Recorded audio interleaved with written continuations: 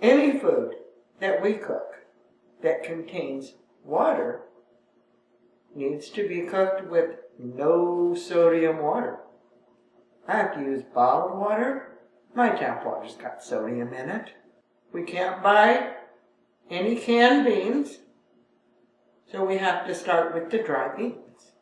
Anything that you cook that plumps up, beans, rice, noodles, anything that you add water to and stir, sauces, spaghetti, soup, stews, whatever it is, if you add water to it, and the water either evaporates or goes into the food, the water might go away, but the sodium goes into your food.